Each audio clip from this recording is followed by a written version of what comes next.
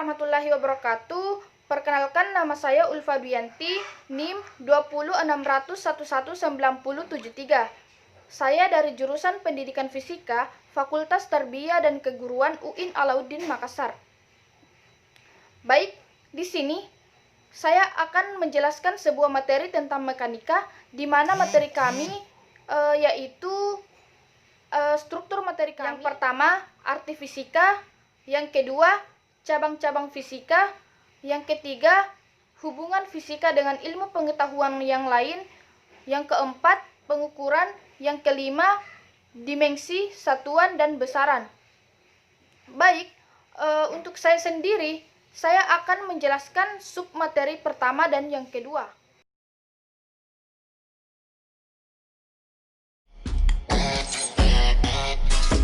Pertama, saya akan menjelaskan arti fisika. Sebelumnya, kita telah mengetahui apa itu fisika. Nah, fisika berasal dari bahasa Yunani yang artinya yang berarti alam. Fisika adalah ilmu pengetahuan yang mempelajari sifat dan gejala benda-benda di alam. Gejala-gejala ini pada mulanya adalah apa yang dilihat oleh indera kita. Misalnya, penglihatan. Penglihatan menemukan optik atau cahaya. Nah, yang kedua itu pendengaran. Misalnya, dari pendengaran itu kita bisa menemukan sebuah pembelajaran tentang bunyi atau bisa mendengarkan sebuah bunyi. Kemudian indera. Indera atau indera peraba yang dapat merasakan seperti panas, dan lain sebagainya. Kemudian kita masuk ke pengertian fisika. Fisika adalah suatu bidang ilmu pengetahuan sains yang fokus mempelajari seputar sifat dan fenomena alam serta interaksi di dalamnya, seperti materi, energi, perubahan zat yang sifatnya mikropis maupun makropis. Kata fisika sendiri itu diambil dari kata fisik yang artinya alam. Karena di dalam ilmu fisika, fokus keilmuannya adalah hanya mencakup seluruh hal yang berkaitan dengan alam. Tujuan mempelajari ilmu fisika yaitu agar kita dapat mengetahui bagian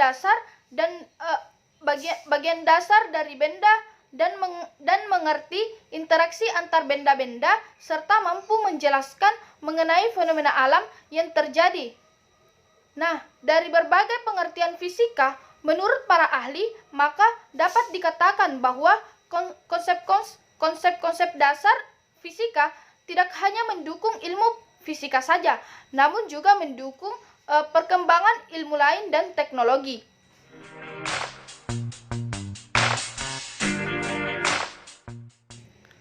Nah, adapun ayat yang berhubungan dengan materi kami yaitu surah Al-Qamar ayat 49 yang berbunyi A'udzu billahi minasyaitonir rajim. Bismillahirrahmanirrahim. Inna kulla syai'in khalaqnahu biqadar. Artinya, sesungguhnya kami menciptakan segala sesuatu menurut ukuran. Kemudian surah yang kedua yang berhubungan dengan materi kami yaitu surah Al-Furqan ayat kedua yang berbunyi A'udzu billahi minasyaitonir rajim. Bismillahirrahmanirrahim.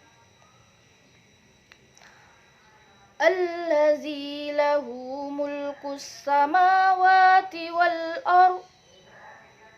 ardi wa lam yattakhiz waladan wa lam yakul lahu syarikun fil mulki wa khalaqa kulla syai'in faqaddarahu taqdira. Artinya, Dia telah menciptakan segala sesuatu dan Dia menetapkan ukuran-ukurannya dengan serapi-rapinya. Al-Quran Surah Al-Furqan ayat kedua. Hubungan ayat di atas atau hubungan ayat kedua di atas, di mana dia mensyaratkan bahwa kata ukuran. Kata ukuran adalah apa yang ada di alam ini dapat dinyatakan dengan dua peran. Yang pertama yaitu dengan sifat dan ketelitian yang terkandung di dalamnya. Yang kedua yaitu sebagai hukum atau aturan.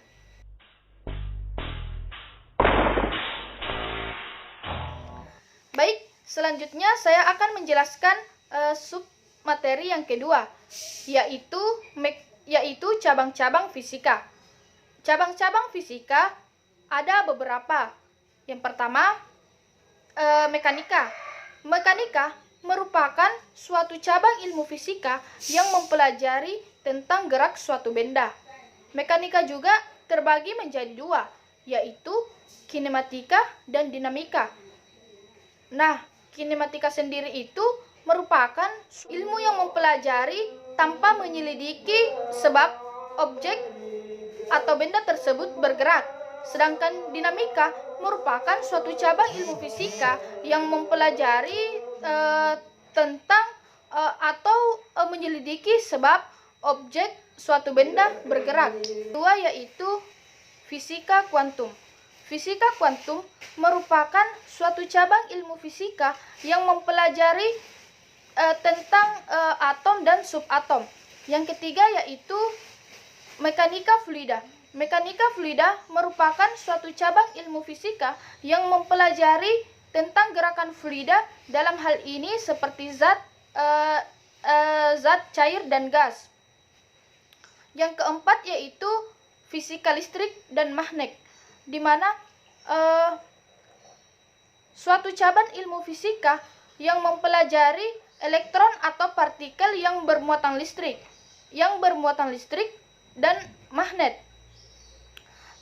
Ia pun terbagi menjadi empat, yakni teknik elektrostatis, elektrodinamis, dan bioelektromagnetik. Yang kelima yaitu termodinamika. Termodinamika merupakan suatu cabang ilmu fisika yang dapat diartikan sebagai ilmu yang mempelajari tentang energi dan perpindahan panas. Yang keenam yaitu optik geometris, di mana optik geometris ini merupakan suatu cabang ilmu fisika yang mempelajari cahaya dan peralatan yang membantu penglihatan manusia. Yang ketujuh, astronomi. Astronomi merupakan suatu cabang ilmu fisika yang mempelajari segala sesuatu tentang perbintangan atau benda-benda di luar angkasa. Kemudian yang kedelapan yaitu fisika medis. Fisika medis merupakan suatu cabang ilmu fisika yang mempelajari tentang hubungan dunia kesehatan atau kedokteran. Ia pun terbagi menjadi tiga, yaitu biomekanika, biooptik, dan biolistrik. Yang kesembilan yaitu fisika radiasi. Fisika radiasi merupakan suatu cabang ilmu fisika yang mempelajari proses energi yang bergerak dalam ruangan dan diserap oleh benda lain. Yang kesepuluh yaitu fisika lingkungan. Fisika lingkungan merupakan suatu cabang ilmu fisika yang mempelajari segala sesuatu yang berada di bumi atau di udara dan berhubungan dengan kehidupan. Yang ke-11 yaitu geofisika. Geofisika merupakan suatu cabang ilmu fisika yang mempelajari tentang gempa atau magnet bumi, gravitasi, dan lain sebagainya.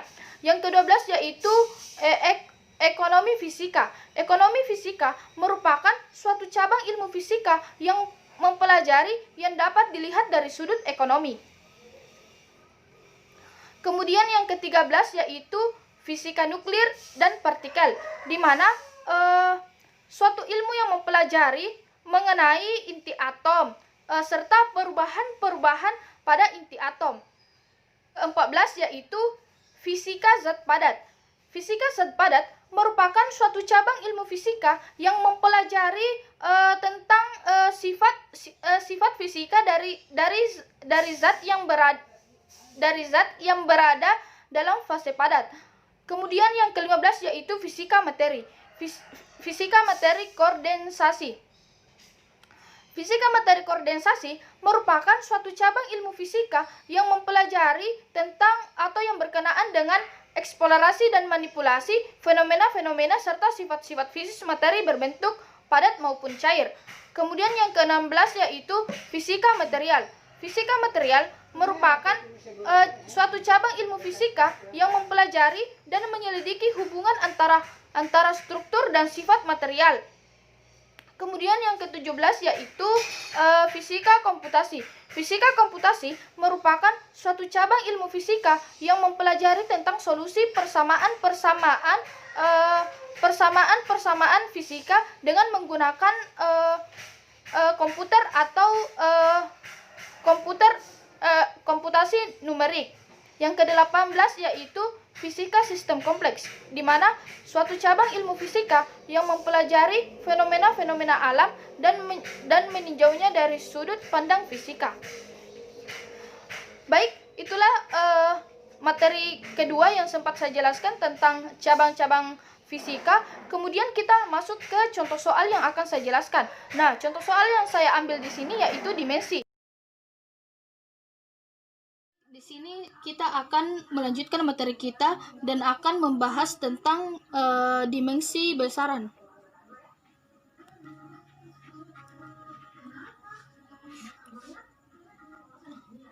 Nah, ada beberapa hal yang harus kita perhatikan pada dimensi besaran, yaitu di mana dimensi adalah cara penulisan besaran menggunakan simbol atau lambang untuk besaran pokok.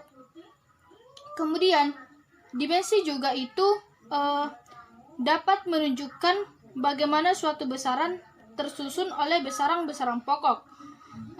Kita harus mengetahui dimensinya, maka akan terlihat besaran-besaran pokok apa saja yang akan disusun oleh besaran turunan tersebut. Kemudian dengan dimensi, kita bisa juga menggunakan atau bisa meneliti atau bisa mengetahui kebenaran suatu rumus atau persamaan dengan mengetahui dimensinya. Kemudian juga dimensi bisa menunjukkan kesetaraan dari besaran. Jadi kalau ada besaran yang memiliki dimensi yang sama, maka besaran tersebut dari besaran tersebut dimensinya bisa kelihatan. Nah, itu beberapa hal yang perlu kita ketahui lebih awal untuk lebih lanjut pada materi dimensi. Kemudian kita masuk kepada contoh soal dari dimensi yang termasuk saja dari besaran pokok, yaitu panjang, waktu, massa, suhu, arus listrik,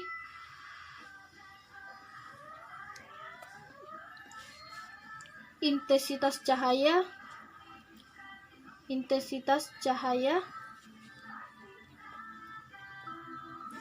dan jumlah zat. Satuan dari besaran pokok di mana panjang satuannya meter, waktu satuannya sekon, massa satuannya kilogram, suhu satuannya Kelvin, dan arus listrik satuannya ampere. Kemudian intensitas cahaya satuannya kandela, dan jumlah zat satuannya mol. Kemudian lambang satuan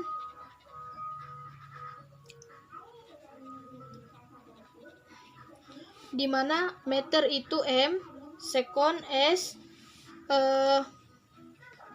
kilogram di sini, kilogram kg, Kelvin K, ampere A, candela CD, dan mol. Dimensinya di mana M itu dimensinya L, S dimensinya T, dan kilogram dimensinya M, Kelvin dimensinya theta, dan ampere dimensinya I, dan candela dimensinya J, dan mol dimensinya N. Oke, baik, kita masuk ke contoh persamaan dimensi besaran turunan. Nah, sebelumnya seperti misalkan luas, kita harus menentukan dimensinya. Luas itu A, di mana satuannya yaitu M. Kemudian dimensinya adalah L. Kemudian volume satuannya yaitu meter pangkat 3, dan satuannya yaitu L pangkat 3. Massa jenis yaitu P sama dengan kilogram per M pangkat 3, atau dapat kita tuliskan di sini M per L pangkat 3, atau sama dengan M L pangkat min 3. Soal yang akan saya bahas tentang dimensi. Soalnya yaitu besaran yang dimensinya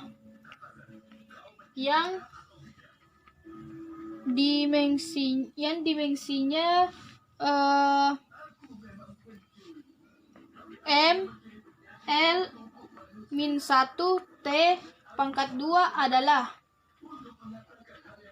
Nah, di sini kita harus mencari tahu dimensinya ML min 1 T pangkat 2. Dia termasuk besaran apa? Nah, untuk menjawab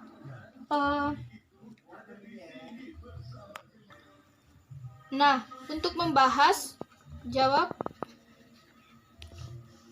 misalnya diketahui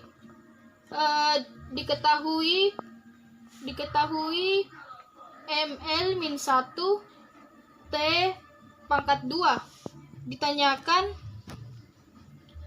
besaran dimensi,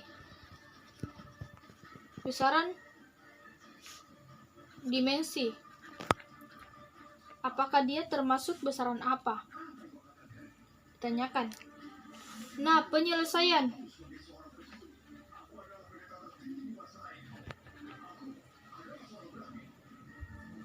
Nah, sebelumnya kita itu harus mengetahui kontroversi dari besaran itu tersendiri. Misalnya M sama dengan kilogram, L min 1 itu meter,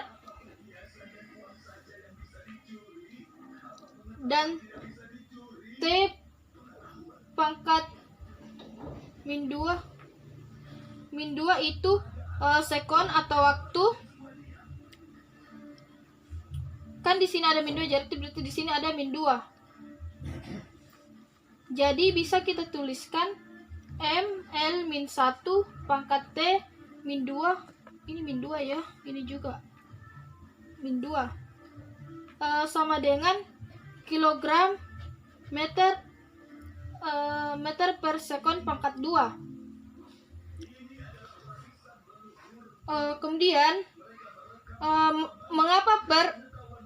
Karena dia pangkat minus, jadi dia pakai per.